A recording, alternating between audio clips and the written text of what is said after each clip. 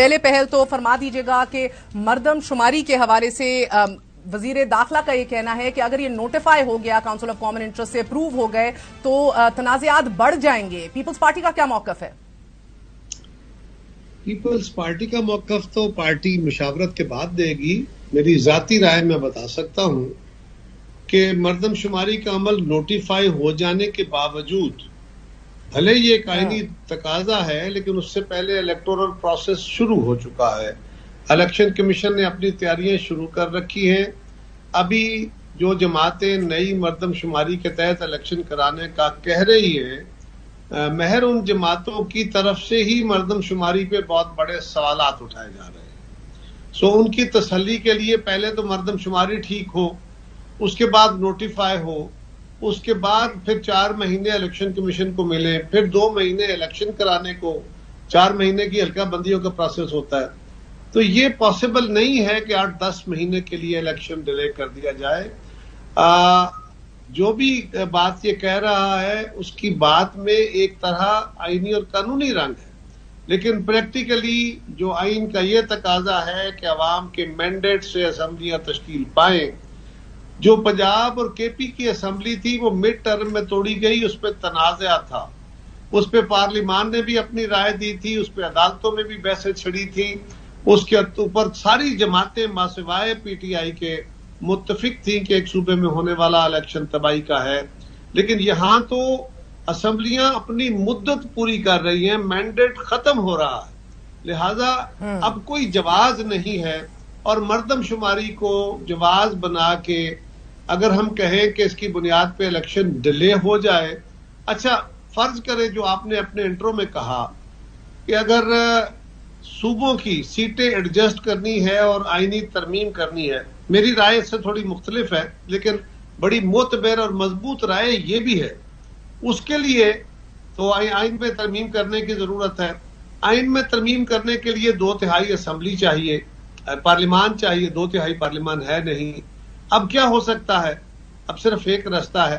اچھا اگر کوئی عدالت سٹے دے دیتی ہے تو سٹے دینے کے بعد کیا ہوگا؟ کیا کوئی اسمبلی وجود میں آ جائے گی؟ الیکشن سٹے ہونا ہے نا, الیکشن ہوگا تو ترمیم ہو پائے گی. تو یہ مجھے نہیں لگتا, یہ نان سٹارٹر ڈیبیٹ ہے.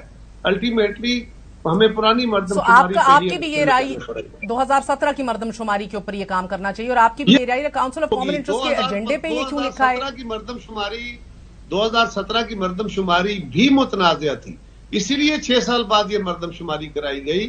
لیکن یہ اپریل میں فائنل ہونی تھی. چلتے چلتے چلتے اعتراضات لگتے لگتے یہ یہاں آ گئی ہے کہ اب یا مردم شماری کی, اس نئی مردم شماری کے اوپر کام کرنا ہے تو 8-10 مہینے الیکشن ڈیلے کرو, وچ از امپاسبل. بہت خطرناک بات ہے وہ.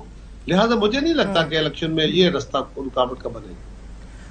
اور قاہرہ صاحب, کیا یہ فیصلہ ہو گیا ہے کہ اگلا کیئر ٹیکر پرائم منسٹر جو ہے وہ کوئی ریٹائرڈ جج یا ٹیکنوکریٹ نہیں ہوگا بلکہ سیاست دان ہی ہوگا؟ فیصلہ تو کوئی نہیں ہوا ہے جی, آراء ضرور ہے.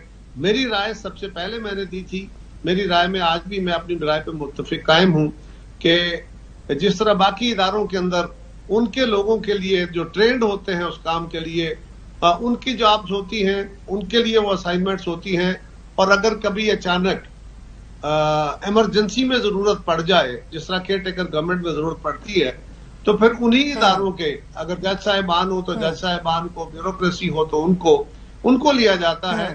یہ سیاسی دفاتر ہیں وزیر اعظم کا, وزیر اعلیٰ کا, وزراء کا. اس کے اوپر صرف سیاستدان آنے چاہیے جو اس کام کے لیے ٹرینڈ ہیں. یہ نگران وزیر اعظم سیاست دان ہونا چاہیے, نہ کہ کوئی ریٹائرڈ جج یا ٹیکنوکریٹ. یہ صرف یہ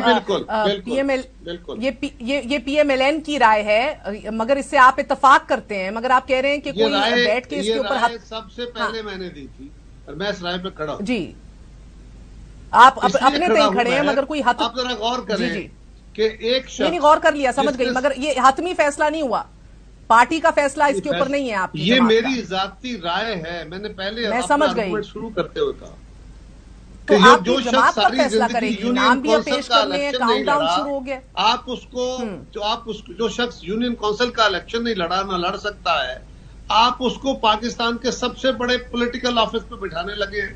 ये तो साफिज की भी सर, यूनियन काउंसिल का इलेक्शन तो इसहाक डार साहब ने भी नहीं लड़ा।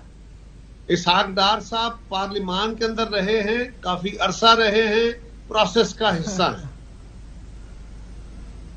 तो प्रोसेस का हिस्सा होना मकसूद है, तो रजा रबानी हो, इसहाक डार साहब हो, आप दोनों जमातों में से किसी का नाम नहीं दे रहा, जिस पे भी इत्तेफाक राय नहीं मैं लूंगी, कायम ही करना पड़ता है। मैं लूंगी सर, बिकॉज जब आप कायरा साहब कता कलामी माफ सर, मैं आपकी राय को आगे बढ़ाते हुए जिससे मुत्तफिक हैं वजीर दाखिला और PMLN, अगर कोई सियासत दान हुआ तो वो मार्ज या वीनस से तो नहीं आएगा ना, आप ही किसी पॉलिटिकल जमात से आएगा, तो यानी कि उसका एक वाजे झुकाव होगा।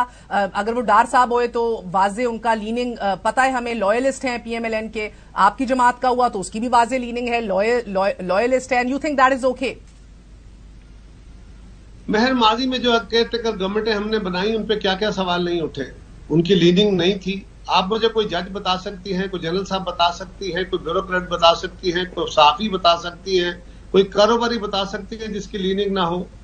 ये आज भी पाकिस्तान की सियासत में ऐसे लोग मौजूद हैं जिनकी वाज़ेह तौर पे सियासी वाबस्तगियां हैं, लेकिन अगर आप उनको ये कौमी जिम्मेदारी सौंपे और वो कबूल कर लें, कई लोग ऐसे हैं जो कबूल ही ना करें, शायद अगर वो कबूल कर लें तो जैसे खबर मिली ख्वाजा आसिफ को भी ऑफर किया गया था, उन्होंने कबूल नहीं किया, लेकिन लगता है डार साहब तो आमादा हैं। सर, अगर डार साहब का नाम तजवीज होता है जो अपनी जमाती वाबस्तगियों से ऊपर उठ के इस कौमी जिम्मेदारी को निभा सकते हैं, ऐसे लोग आपको उम्मीद है कि इसहाक डार साहब अपनी इस लॉयल्टी से ऊपर उठ के अपने जिम्मेदारियां सर अंजाम दे सकते हैं?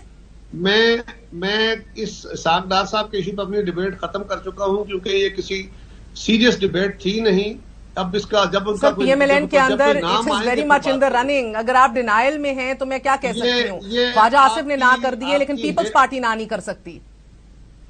देखिए, आप बताएं, सवाल ये है कि आप इधर से उधर से, इसका मतलब ये निकलता है, इसका मतलब ये निकलता है। इस तरह की गुफ्तगू पर डिबेट नहीं हो सकती। आपके लिए खबर है, मेरे लिए नहीं है। उस दिन बहस करेंगे जिस दिन किसी का नाम आ गया। बहुत बहुत शुक्रिया। हमारे साथ कमर जमान कायरा साहब मौजूद थे, आपने गुफ्तगू सुनी।